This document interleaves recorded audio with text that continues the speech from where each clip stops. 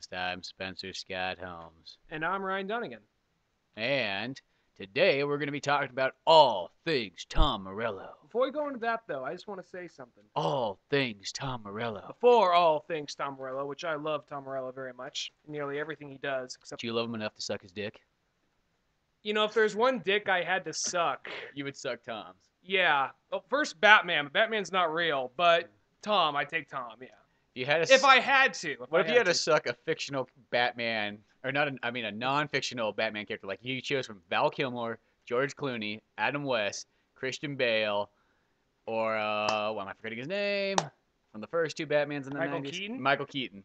If you had to choose, those are the dicks you get to suck. That's a hard choice, really. I'm going to go with, it's not that he's my favorite Batman, but he's just probably the best looking guy, and he's very generous. George Clooney. Yeah, that's who I'd go with. Yeah. Okay, but what'd you have to... He's not my favorite Batman, but anyway. So enough about, like, sucking dick and Batman sucking dick. I actually had no idea you guys were doing a podcast the other time. Cisco said, hey, want to hang out? I'm like, nah, I'm kind of working my comic book. I work on a comic book on the side called Grit. It's on Facebook. Check it out. And that's where, then he's like, okay, see ya. Then I come on YouTube the other day. I'm like, what the fuck? They did a 007 podcast? Well, yeah. I asked Cisco to see if you were gonna come over, and all Cisco said, no, he's gonna be working on his comic instead. That's what he said.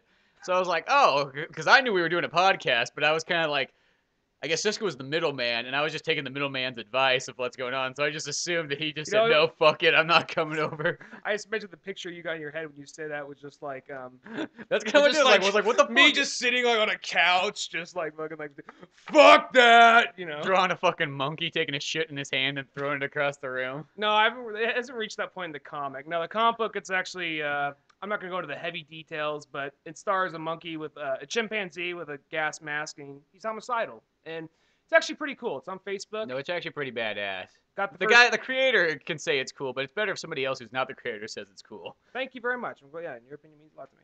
It's on Facebook, just www.facebook.com / yeah, Grit comic book series, one word. Anyway, but enough pouring out about monkeys and sucking George Clooney's dick. So let's suck Tom's dick on. We're gonna talk metaphorically about Orchid at the start, I think. How about we start on his music? Because Orchid's more recently. Well, okay, you want to start on the music? I thought we'd go the other way, but that works too. All right. Night Watchman. Is that what you want to talk about? Night Watchman? Just like from where he started to where he's at now. Which, yeah. Well, Tom's done so many recordings when you really get down to it. His first band, because the thing about Tom Morello, he grew up it was in suburbs of Chicago, Illinois. Was it right? Am I right there? It was Chicago? Yeah, I think that's about right. Somewhere in Illinois, but I believe it was Chicago. And highly conservative area. And just very, like, conservative neighborhood he lived in. He went to, I believe it was Harvard, and he was a secretary for, I think it was a congressman. I don't remember which congressman it was. And then one day, this is going off for an interview I saw. Think at Harvard, I just want to add that he got a bachelor's in political science. Yeah. Thanks for adding that. And then one day he got a phone call. He was a secretary for, I believe it was a congressman. And he got a phone call of a racist old lady saying, I want you to do something. There's a bunch of Mexicans moving into my town, and I don't like that. And Tom literally just said, well, madam, you're a racist, and you can go to hell. He hung up. He got yelled at, and he's like, well, clearly, and he's like, you can't do that. You have to appease her. You got to make her happy. He's like, I don't want to make that bitch happy, so. Fuck that bitch. So I'm Tom Morello. Yeah, I got magical powers. You just wait and see. He does have magical powers. So that's where he just jumped on the music scene. I mean, he moved out to Los Angeles. Moved out to Los Angeles, and he had trouble getting into... He was actually a male stripper at one point. I can believe that. He's a good-looking guy. Yeah, so he started out doing the random jobs I think that's everybody does. That's probably back when he had an afro, because his mother, I'm not sure if it was an actual long-lasting relationship, but his mother is very political, and she had, I don't know if it was a one-night stand or if it was a ongoing thing for a while. His dad was a guerrilla fighter. Mm-hmm. His dad was a guerrilla fighter. And I think it's his uncle is the first elected president of Kenya. Yeah. So, yeah, he's got so much political background and all kinds of cool stuff going on. But then his first band was Lock Up, which only has one album. There's actually another band called Lock Up, has absolutely nothing to do with it. I was looking that up, and I And thought there's a there was more of Batman. them. There's a Batman villain called Lock Up too. Yeah, there is. Also has nothing to do with Nothing Tom to do with Morello. Tom Morello, but yeah. And that one's kind of cool. You get to see the start of Tom Morello's kind of cool guitar solos, his mystifying special effects of using all kinds of pedals, including the whammy pedal and tremolo and all kinds of things he put together. Because me, I'm a huge Tom Morello fan, but I'm by no means a musician. You're the musician in the group, so you'd probably be able to speak more on that. Well, really, the whammy pedal, I got that just because of Tom Morello. I mean, Dimebag Darrell has in that one song, but it just more sounds like a cat getting stepped on each time. But Tom Morello really made that thing cool. And even tremolo. I got really into using tremolo just because of that, too. If you can crank it all the way, you get that cool helicopter effect that Tom uses a lot. Yeah. And then he went to the Rage Against the Machine, which is Well, probably the band everybody knows more than anything else. When you That's ask, probably their favorite band of his. Not my favorite, but it's definitely up there. It's definitely up there for me. yeah, Rage Against the Machine is fantastic. And that was kind of the battle against Clinton, I guess you could sum it up. Yeah. Because, you know, things just weren't perfect there. Clinton sounds like a nice guy on the outside lots of times. And don't get me wrong, I guess he did do some things. But he kind of rode the wave. That's what I'm going to say. Rode He really the wave. he really seems like a guy, like, he also wrote a secretary, too. But no. He used her as a surfboard. No, Clinton, he just seemed like, we're not going to get too political here. It's hard to completely avoid it when you're talking about Tom Morello. But Clinton right there, he just seemed like a fun guy to hang out with. Yeah, that's how I always kind of imagine him. And he rode the wave. Rode the wave. So we have Rage Against the Machine, which Rage Against the Machine is amazing. You know, you got to like that band.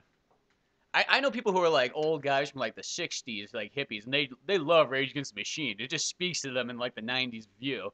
Even if they might not like anything metal or anything else rap, they like Rage. No, there's this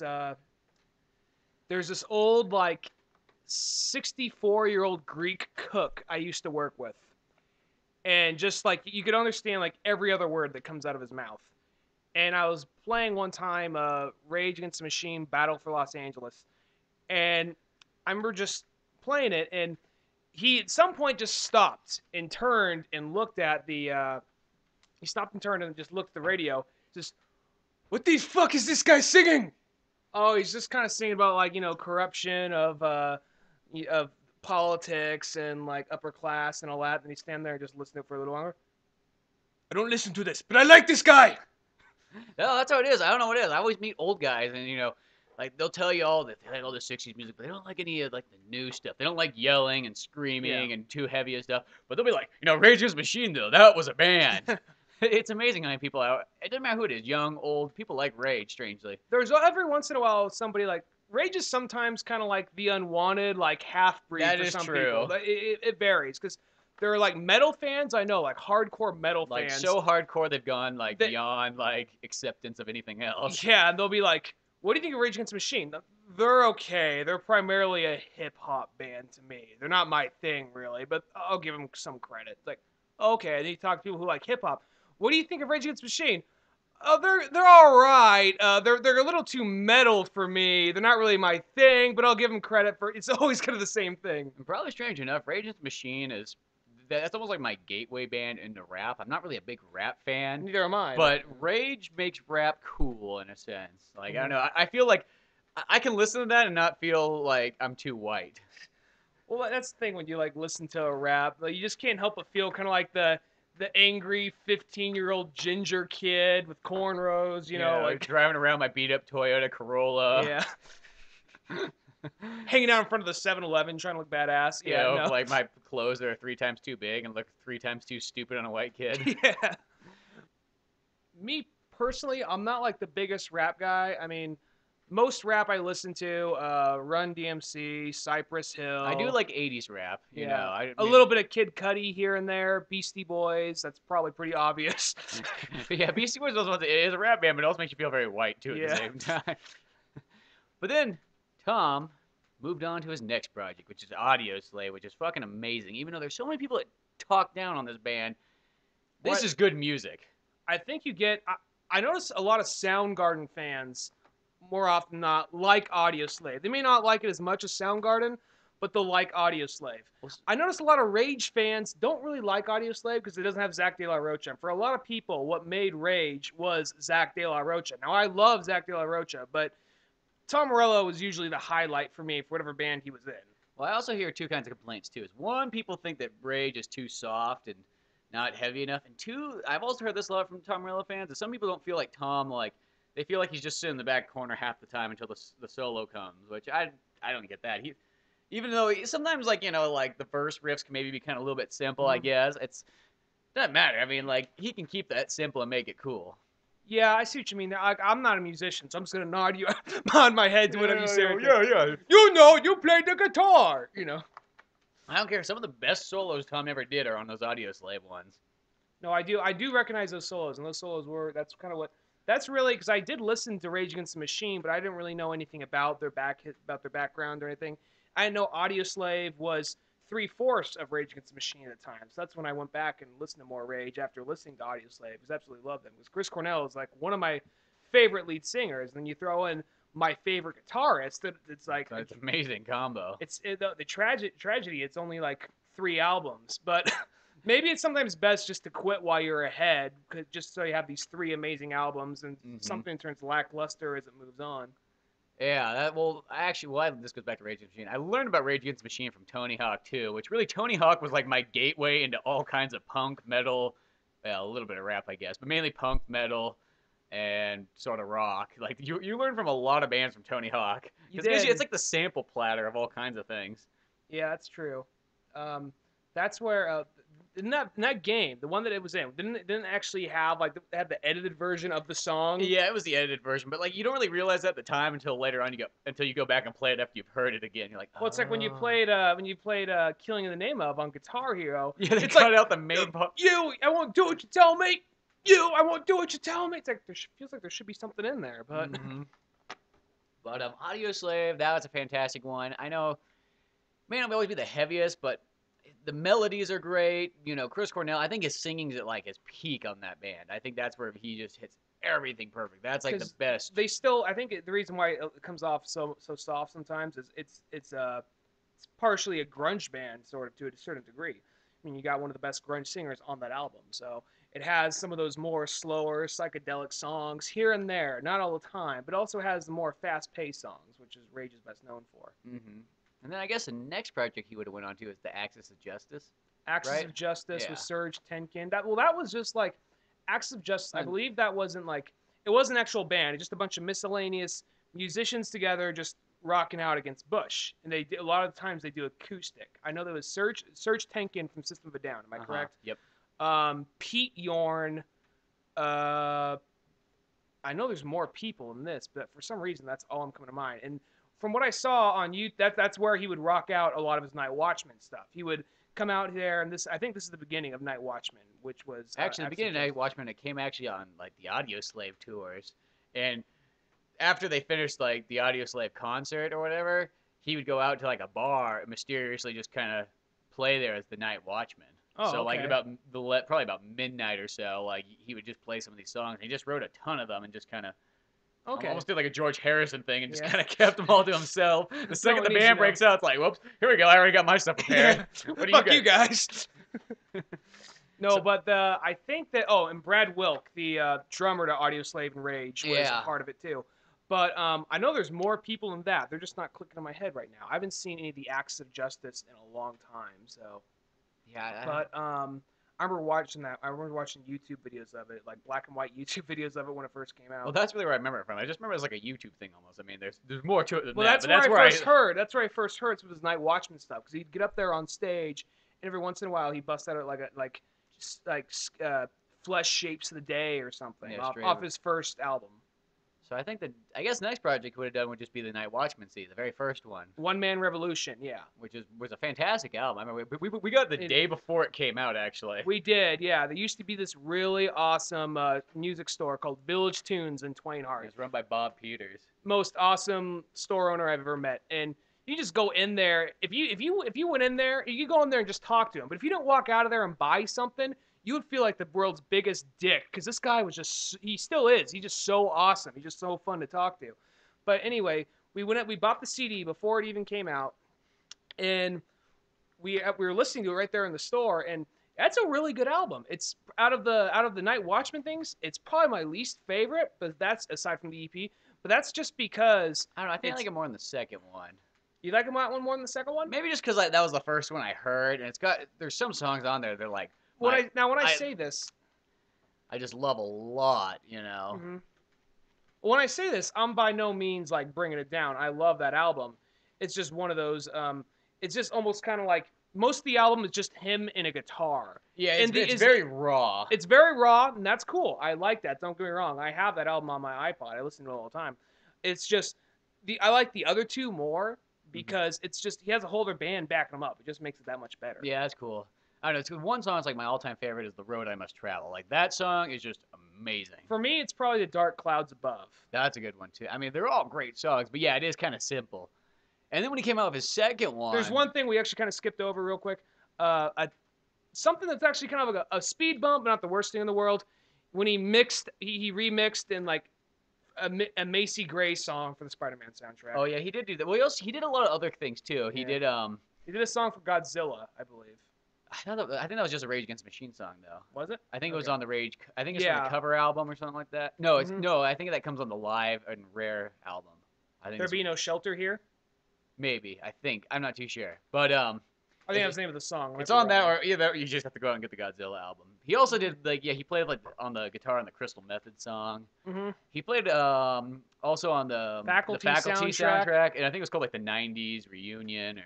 It was it was like 6 or 7 different like. It was like the grunge. lead singer from like Alice in Chains, wasn't it? Yeah, I think he was on there. I think there's some members from Tool. I could be mistaken, but there's quite a bit of big gathering of '90s people. I think it's called Class just for that one. Was that just that one project? song. Just that one song. Because the rest of the music and they got like Offspring and whatever else is on that album. Mm-hmm. But then I guess he moves on to the Tom Morello Night Watchman, The Fabled City, and that one. It's kind of more the same as the other one, but now he's got a backing band. He's got drums and a bass, and I think that's about it, really, on most of them. And a little bit of a chorus sometimes. The songs, my favorite songs in that one, it's probably the more softer, gentler songs. But of course, some of them are heartbreaking, like Night Falls. Song's very beautiful, very sad song. Another one, this is actually more of just kind of, it's a standard kind of a Tom Morello song. The Iron Wheel. Yeah, that's a good one. I like that Iron one. Wheel. There's a lot of good stuff on it. Don't get me wrong. There's tons of sweet things. And I guess we could just move on. The next one was Uniontown. He did a little EP. It was based on Was it the Occupy movement? No, it's not necessarily that. There was like kind of union strikes, and I know that the Rising Against singer was up there, and a couple other guys. Serge Tankin was there too, wasn't he? Yeah, I think he was there, and they went up there to kind of like help out the union and stuff. And he made a little album, which is generally a lot of cover songs. They're actually really badass cover songs too. I love their cover of 16 Tons. That's a great one. There's a little jazz rendition of it. I also like This Land Is Your Land because that's just an awesome. Well, they also changed the lyrics up to the last part. Doesn't the last part of it become like a bit more of an aggressive song? Like it starts off as being like a standard, "This land is your land," then it goes like, "I'll take what's mine." Like it doesn't get like a little bit more aggressive. I think so. I haven't heard the original one. I get kind of confused by the Jib Jab one. That's really the one that gets stuck in my head. The Jib Jab parody is the best. I'm a great crusader. You're a liberal pussy. Yeah. That's the one I think of. That kind of defines like our high school right there. No, that was a great video. Those guys, they always have a bunch of good videos, but I always thought that was the one that like was just amazing. I remember watching that so many times in high school. It's so funny but so tragic at the same time. The part where you see like the Indian guy, it's like this land was my land, and then a bunch of like corporation like signs up at the back. But now it's our land. They're like Best Buy and Walmart and all these like Wendy's and like all these that. horrible companies. Yeah. And now he moves on to his fourth album, I guess you could say, because I always count EPs as an album. I know it's not technically one, but to me, as an album,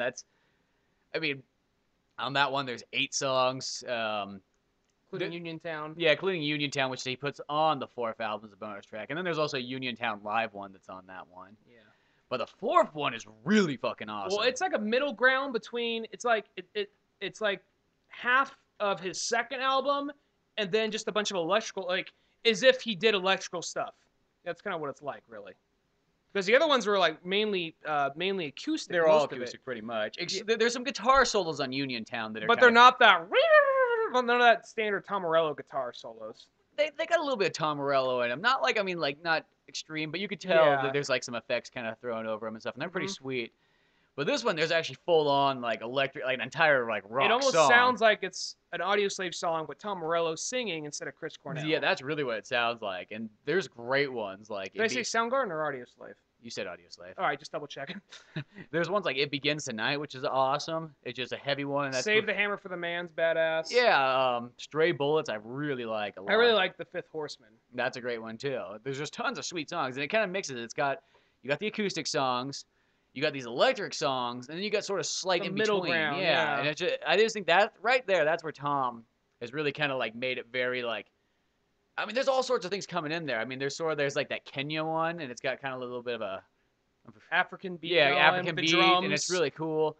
And then you also got who's the guest singer on Save the Hammer for the Man? Oh, I don't know who he is. I've seen his name before. But kind of like, there's blues thrown into it. There's kind of like a slight reggae thrown into it. But yeah, there's all kinds of sweet stuff on it, and it's fantastic. And then this kind of runs parallel to this sort of. But the other project that Tom did was Street Sweeper Social Club. Oh, I love Street Sweeper Social Club so much. And that one could almost be my favorite Tom band. Of every single one he's in. He just has to come out with more than two. This guy come out with more than one album and one an EP. Even though the EP is almost just as good as the album, but yeah, those ones are fantastic. With Boots Riley. With Boots Riley, that's amazing because that's something like at first you hear it's like because that one's really rap. That one's that's rap with like heavy guitar in the back. I mean it's more rap than Rage really is because Rage is Rage is like a mix. It's rap, it's metal, it's thrash, it's grunge, it's kind of all this in one. And this one's more just straight up rap with heavy guitar in the background, which is actually really cool. I learned that really what I need when I listen to rap, I like guitars in it. That's really what sells me rap. The rap of just like a drum beat in the background, and maybe a turntable and a. Well, plus the subject matter they're singing about it, it's pretty badass. Too. No, yeah, all the lyrics they all speak, that's always the best thing about any their Tom lyrics. band. Well, their lyrics in Street Super Social Club are actually some pretty funny lyrics. There's like the one line is like. Here's it's what's the name of the song? It's something Square Dance. It was Promenade. Promenade, yeah. Promenade. Yeah, because he's like here the lyrics. I'm going to butcher it here. Here's a new Square Dance rap. Grab your partner by the chaps. Rape him, give him. Beat him, rape him. Beat him, rape him. Yeah, because we're talking about like just. Totally like stealing all the money from Wall Street and all that, and just being a bunch of it's standard Rage Against the Machine subject matter, but some of the things the way they word it is just so fucking hilarious. And they got great choruses in them. It's off the catchy. EP, the song, the new Fuck You, which was like Rolling Stone talked shit on that one. I remember when that came out. Oh fuck Rolling Stone. Yeah, I was pissed off. I was like, what's wrong with that song? What they say about there's a part like there's like a weed smoke is the new incense, but because Rolling Stone is kind of like granted this goes without saying Tom Morello is extremely liberal, Rolling Stone's extremely liberal, but that song is almost just saying kind of like how people are just so like I think we've just reached this point where just people are just so like too laid back and too loose about everything. This is like fucking is the new hey how do you do? Yeah. It's just like we just come to a point where it's just like there's almost like. No values. No values, no chivalry, no, I love that line. Like the other line in that song, he's like skinny jeans are the new fashion, but none of that shit fits me or whatever. I'm butchering it. It's a little bit more relevant than that, and on key. But yeah. No, that one, that I love that the Ghetto Blaster EP. That is a fantastic one. I almost listened to that one more than the actual album, but the actual album is great. The actual album's like badass. I just been waiting for them to release something. They gave us those like 2008 and then 2009. The biggest tease, yeah. And then it's been 3 years, and it's just like I know Tom's been real busy with everything, but come on, that was such great stuff. Give us another one. That's the only downfall to I guess that like every Tom band. I don't really think it's Tom's fault, but like their albums just there's not enough of them. And plus, he's always doing all this activist stuff. So yeah, he's got. I mean, his plate's filled. We all know that, but. And look at the ratings of the Ghetto Bastard EP. It's so low. It's like, why? That is such a great album. I don't know.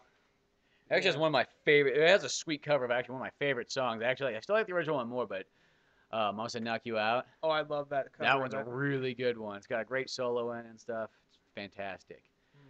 So I guess this is where we transfer over to his big project.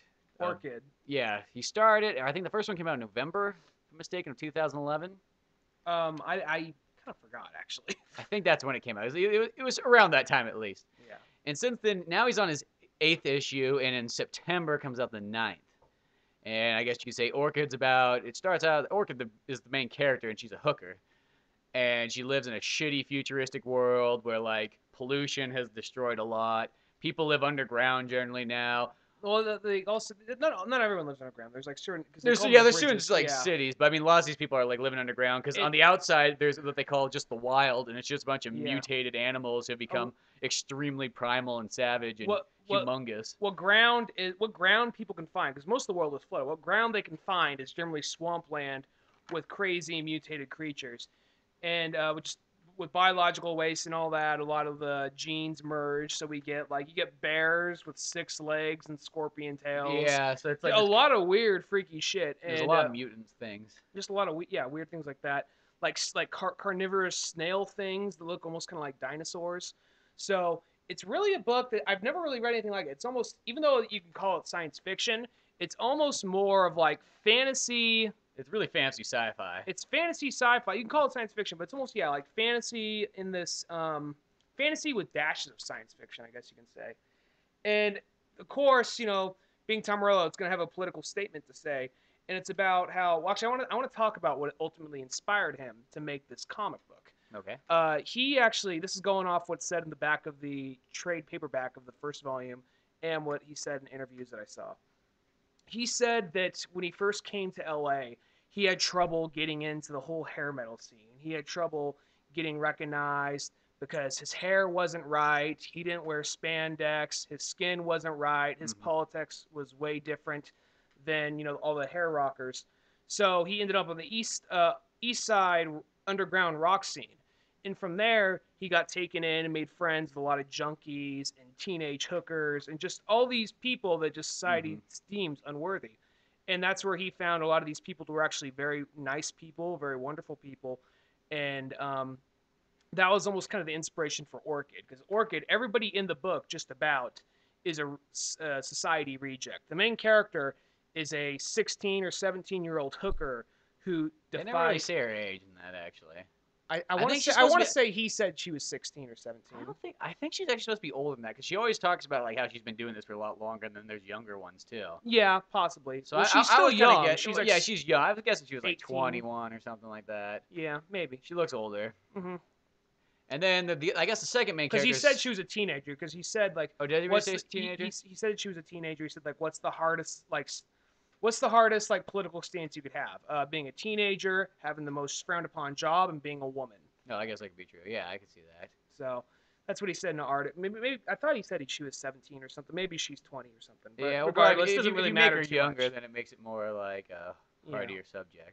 Yeah. And I guess the second main character is a character called Simon, who is pretty much like all the good things of a hippie. Not the bad stereotypes that most hippies are, that are lazy and don't help the world whatsoever and just trash it up. Goddamn hippies. Yeah, fuck hippies. But this is the good kind of hippie, though. This is the one hippie, this is the 10%, hippie, not the other 90% who just like the idea of doing drugs and listening to rock music and drinking beers and throwing them out. Simon's actually, I like this character. He's like sophisticated, but at the same time he has this. He's very out of place because he's always trying to help people, yet he's actually like the one sophisticated character in this like ragtag group. So they're always kind of like fucking nerd. Yeah, really he like is kind of the nerd because he was in like a slave camp and they had a bunch of books and stuff, and then they taught him how to build robots. So he's like a mechanic, an engineer, and then he got a lot of knowledge from reading books, which is like books and all kinds of like material possessions from like I guess the president of now is all pretty scarce. The people collect them, as like trophies, but not everybody like has all this knowledge and access. Then there's well, actually, first we established the two main characters, and then we'll go onward from the other characters from there.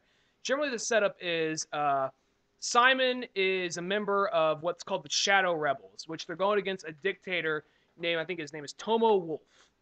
He's the main bad guy. He's the main bad guy. He's the Iron Fist dictator ruler figure, and they're pretty much just trying to build up this rebellion. And some years ago, there is someone named General China, who is this guy who wore this really badass mask with a star on it. Just look it up on Google Images. Just type in General China, Orchid. But generally, they stole the mask and they're trying to reignite the revolution. And Simon gets separated from the new rebel leader. I think his name is Anzio. Anzio. Yeah, that's the guy. Yeah, Anzio. That's his name. And he gets separated, and then he bumps into he lands in Orchid's village, and that's where he befriends her. Shit goes down, and Orchid and her little brother get tagged along on this crusade. Really. And in this process of them trying to escape, Orchid's mother gets killed. Yeah, so that makes a lot of bitter feelings towards Simon for Orchid. And the little brother's name was named Yuza. Yeah, I think that was it. Yuza, something strange like that. Yeah, they all have kind of interesting names. So from there, they go to I think it's a slave camp. They break out. It's pretty interesting the way they break out. The guy who buys him plans on fucking the little brother. Yeah, he looks like, ooh, I got plans for that one. He's looking at the girl and the brother. He goes straight for the little boy. kid. He's gonna boy fuck it, and then even Orchid comes by and she's like, no, I'll go with you, sir. I'll come on. And he's like, no, I want the boy. The guy dies very shortly after. He never gets a chance. Well, they got this cool thing is that like that mask that the General China wears. Yeah. Simon's carrying it with him the whole time. And if you put that mask pretty much over anybody who's not like gifted with like the power to be a good like freedom fighter leader, it kind of like explodes their head and kills them. Mm-hmm. And he tricks them into that. He's like, "Here's try this kinky shit out," and they put the mask on him, and and it kills him, and that's how they escape. And then from there, they bump into this old crazy woman out in the woods. Like she skins like you said earlier, a scorpion bear. Yeah. Uh-huh. Which that's no fucking problem too. Yeah. Just like these huge things. She's just Opal is her name. Opal. Yeah. And she, you find out that she's actually she was dating. She was the lover of General China before he died. Mm-hmm. And you find out later on that she actually is General China. And she uses the mask because they don't think a woman could, be that much of a leader. We find that out much later down the line. Not much later, probably 3 issues later. Yeah. And she's also the one who trains Orchid later on, so she's almost like the Obi-Wan Kenobi of this book. If Orchid is Luke Skywalker, she's Obi-Wan Kenobi. She's Hooker Luke Skywalker, yeah. Hooker Skywalker. And then through that, they build up this ragtag team. There's an old man named Vestin, who's kind of like this old drug dealer who's good with explosives and chemicals. Yeah, I didn't think this is almost like Star Wars characters, because Orchid is Luke Skywalker. Opal, the old lady, she's Obi-Wan Kenobi. Weston is kind of like Han Solo, sort of, because he's doing it for the money. Yeah. And then, like, what was his bodyguard guy's name again? It was... what the hell was his name? Feathers. Feathers, yeah. He had a really weird name, but he's a huge bodyguard. That's like Chewbacca. Unfortunately, he gets bitten in half. Yeah, he gets bitten in half. By a dog thing. By a robot dog. Yeah. And then, I guess Simon's like C-3PO. I didn't think that. It is. They're like Star Wars characters. I never thought about that. I never thought of that. That's a very good point. Well, he did say that one of the things that inspired this comic primarily was the whole... he says, like, you know what? I always loved things like Star Wars, Lord of the Rings, Beowulf. But they've always focused on, we got to return the throne to the rightful king or princess. Yeah, they're always doing that kind of like, almost like, that's one thing I always thought in Robin Hood, is that's like the story of Robin Hood. It's like, they want Richard back, Mm-hmm. And it's kind of like, maybe Robin Hood should say, no, how about we don't have kings anymore? How about we turn this back to like, we're... people. Yeah, exactly. Which is very much a Tom Morrello theme, so. And throughout this book, the other characters come in. There's actually my favorite character of the book. He's sort of a villain. I'm pretty sure it's going to turn around and become a hero later on. Is Barbaros. Yeah, he's badass. He's like the Knuckles character of this story. He kind of is sort of like Knuckles. Yeah, what happens is out in a certain area of the swamplands, there's this baby is born. He has black eyes, just pitch black eyes, and he has some weird connection with animals. Nobody understands and he's mute. He's mute. He doesn't talk, and people just call him a freak. They think he's a demon. They hate him. Whenever people cause harm to him, an animal will come and defend him. So they put him in a cage, and like pretty much for like his entire life, he kind of grew up in this cage, and his 9 or 11 brothers, whatever it is, like torture him throughout the years. And at nighttime, the animals would come and comfort him and bring him food and keep him alive and going. And then the second he's able to break free from that cage, he goes out and cuts out the throats of all his brothers so that they know how to be mute. Yeah. And they follow him, and him. they become his henchmen, more or less, and they just survive off the land. But that's when Tomo Wolf, the evil dictator figure, comes in and says, "Here, dude, come work for me." See, he's like Dr. Robotnik. He's kind of like Dr. Robotnik. Bringing in Knuckles. Yeah. He comes in, he says, "Listen, come work for me. I can use," because he can tell the animals what to do. Anything he says, the animals do. He's also kind of like Aquaman in that sense. Yeah, he's like a black Aquaman on land. He's a black badass land Aquaman. Slash Knuckles. Slash Knuckles. That is quite diverse combo right there. But that character actually, that's my favorite character in the book so far. And there's actually this very beautiful scene. It's tragic, but yeah, it's kind of beautiful. The one rule that Toma Wolf has, like, for Barbaro, or I always forget his name, Barbaros. It's a really interesting name, but is that in the kingdom area, or whatever you could say, nobody is supposed to harm any animal, large or small. That's the one fucking rule. I guess it doesn't apply to humans, but to animals. So pretty much he's actually like the ultimate like environmentalist as far as like animals and like vegan, whatever. But Opal has a horse, and it's they actually make a big deal of it because every animal in this is like some weird mutated freak. And they become such savage, and like they can't be tamed. They aren't like domesticated. This is the last horse that's known, and people are blown away. Like, oh my God, something this size isn't trying to kill us; it's trying to help us. And well, they were breeding it on like a barge, so it was kind of like a Noah's Ark. Mm-hmm. And that's how they kept breeding it through generations till whatever this year is in this book. Yeah, I forgot about that part. But yeah, so in Opal, that's her horse. That's like her. That's her best friend. And there's a scene where she has to leave it behind, and she has to die, and she passes the mask on. Everyone else escapes. All the surviving members by this point in the story escape. And Tomo Wolf comes by. He says, "Bring me the horse," because he knows whose horse it is. It belongs to General China. And he starts to just full on stab the horse with a spear. And then like one of the guards say, "What about the treaty you made with Barbaros?" Like what Barbaros doesn't know won't hurt him. He throws the spear down and just walks out the room.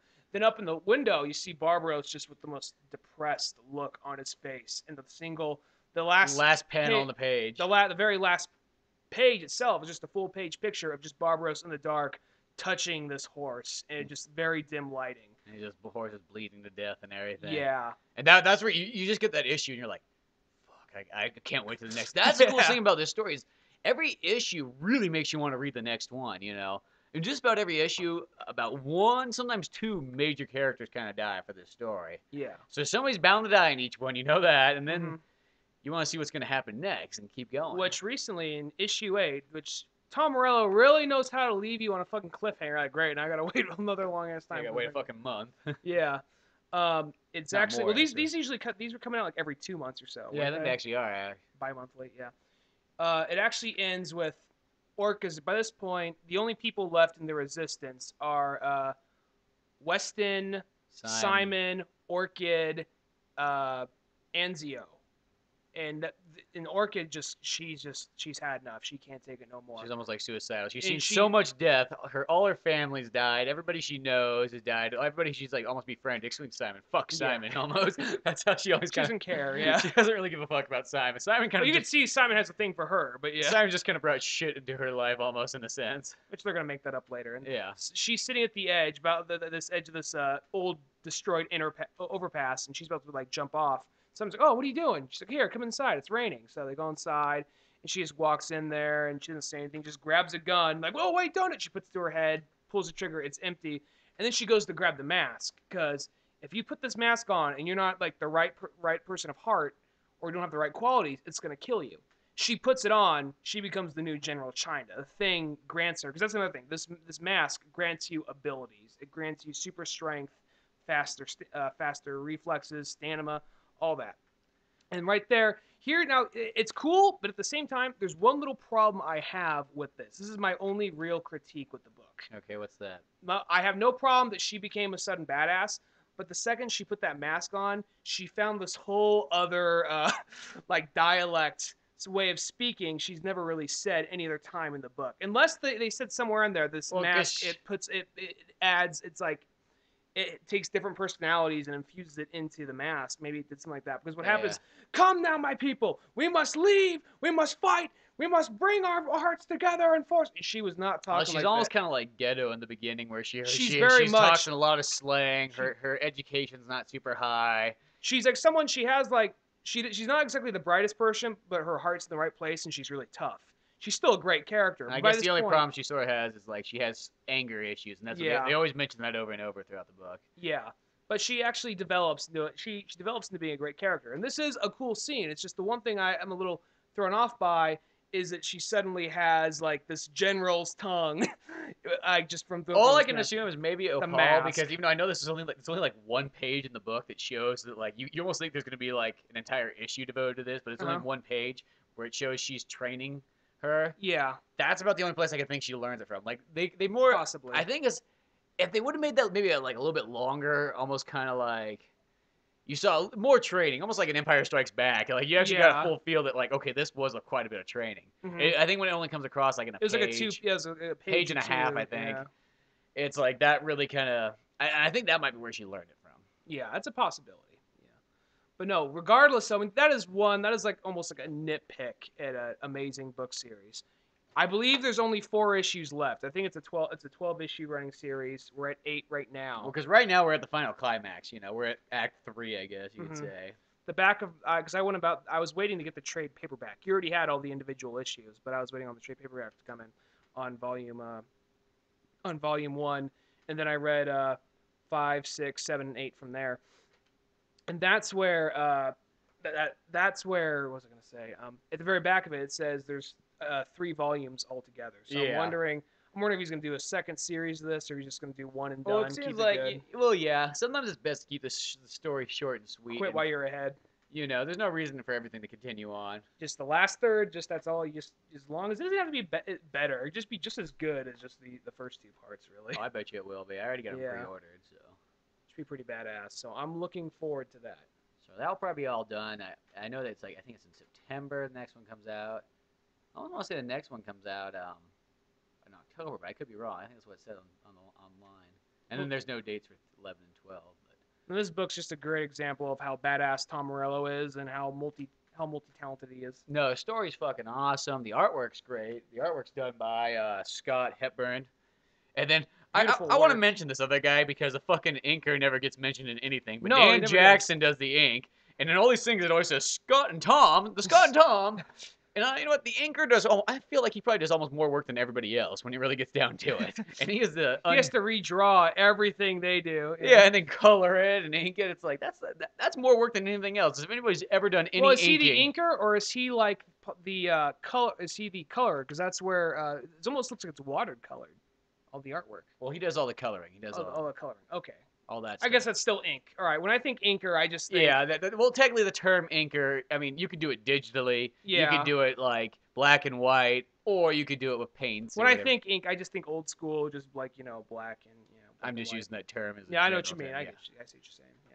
So that guy is like, I don't know. That's how I feel. Those inker guys, they do more work than probably anybody else, and they get the least amount of credit. Well, I think it's just that chasing Amy like state of mind, like you're a tracer, Well, I know you do a drawing and it takes like 10 minutes. Then you go to do the inking part of it, whether you're doing a computer or real ink, and that takes like an hour sometimes. Oh, it does. So that takes way more work. Well, I ink all my own drawings, so that's the inking is the longest fucking part of it. Yeah, no, that takes way long. The drawings don't take very long. It's just No, the inking part. Drawings are easy. The drawings are the fun part. It's the second I have to throw it up on my computer, like, fuck. You know. That's where I gotta draw things less. I gotta draw things less good looking. I gotta make them look more shittier, so I don't have to take so long just inking this shit. But no, the artwork's fantastic in this. The story's just amazing. Tom Morello's a fantastic writer. I'm still waiting for his autobiography to come out. He mentioned that. He mentioned it at one point. I think he'd have a badass autobiography. I don't know why. He would. Well, just given some of the songs, there's the one song in I think it's the first song on Night Watchman, One Man Revolution. He's like, a noose in my garage. Now how about that? Uh-huh. Now I'm in the bushes with a baseball bat. Yep. And that was, from his actual life. Yeah. So.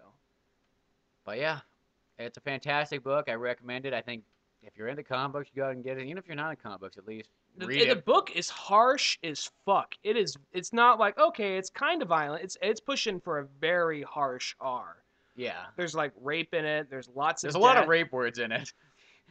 Like we were put in the rape chambers. There's actually a part where there's like these cannibalistic barges that roam the ocean. There's a part where they keep all the women. They keep them in this area called the rape chamber. I think it was. Yeah.